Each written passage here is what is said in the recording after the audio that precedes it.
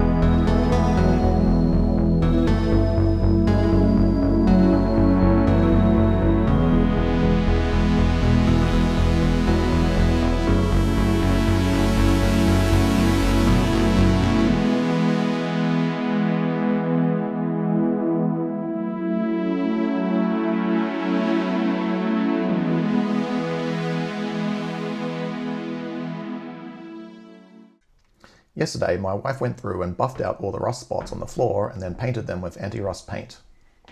All these grey spots on the floor is where she did that. And she went a bit over the top and painted everything that looked like it could be exposed metal. But it is better safe than sorry. And now I need to paint over the spots with white spray paint.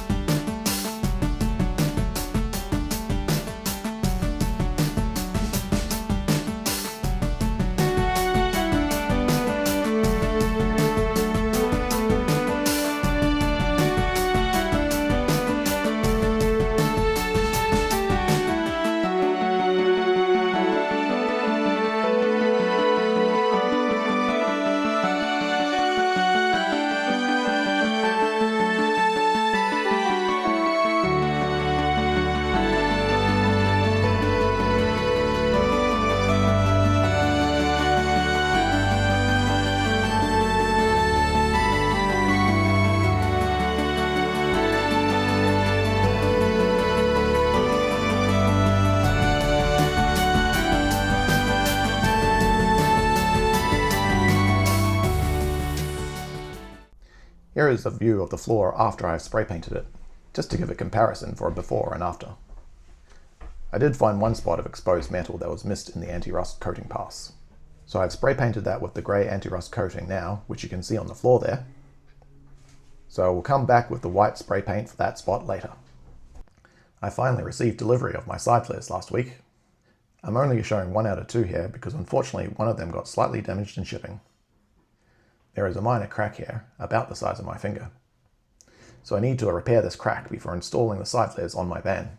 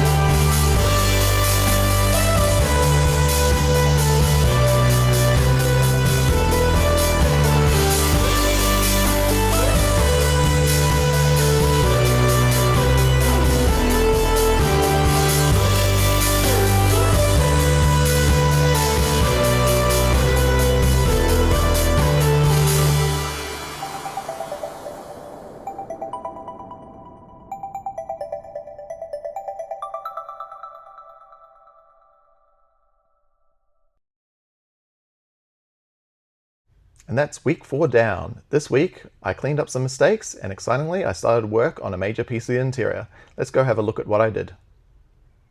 The first thing I did was more sealing of the windows that had leaks. On this window, I added black sealant to the inside, which will make it really hard to see on camera, but it should be fully watertight now. On the other window, I sealed the outside to stop a leak that I thought was my fault, but it turns out the leak is probably just a feature, not a bug, designed by the manufacturer to get around having to fully seal the door handle.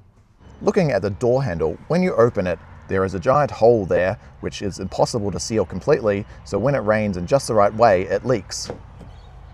The leaking drips down from the door handle here, down this back wall, into the well down there. But usually you can't see it because this is all covered up by a panel. There is then this weeping hole at the bottom of the door that allows the water to get out outside the van. So from what I can tell from my searches online, this is all intended and it's nothing to worry about. The only concern, and this is something I'm glad I know ahead of time because of this whole ordeal, is that people can often get into trouble when they try and insulate this door, and if they block that flow of water from being able to escape, then it builds up, gets into their insulation, and causes problem if it can't get out. So that's just something that I have to keep in mind. I have to make sure that when I get to the point of insulating this door, that I don't mess that up. The other cleanup task we did this week was dealing with the rust that was on the floor from the water leakage, but I talked about that earlier in the video, so I won't repeat myself and get into more detail now. I also fixed up the crack in my flare this week, which was here, but is now pretty much invisible. It isn't the best job. There are a few dents and the paint isn't exactly color matched, but this is a top corner, so I don't think most people will be able to notice it at the regular distance that you'll be at when you're standing next to the van. But we'll have to wait and see how noticeable it actually is once it's on the van. The exciting new task that I started this week is starting to work on the floor. The first part of working on the floor is putting down the insulation, and I am using extruded polystyrene, or XPS for short, as the insulation layer. XPS is extremely strong for everything except single point loads, so is a great option for underfloor insulation. It has a very high insulation R value, is very easy to work with, and is very light, so it is a great option for insulation in a van. What I got done this week with the XPS is I've cut it all to shape to cover the entire floor, although I've already removed half of it to be able to do other things before shooting this video. The bottom of the van is also very ribbed, going up and down so it doesn't fit exactly. So I'm going to have to route out those ribs so that it fits flush. As a start for doing that, I have measured out all the ribs and drawn them onto half of the boards ready for routing next week. So I should be able to get the insulation fitting flush next week. For next week, I've organised for my seats to be installed on Monday, which is super exciting because it unblocks a bunch of other potential work that I can do. I'll also be able to continue to make progress on the floor, and if the weather permits, install the side flares. So, thanks for watching, and see you next week.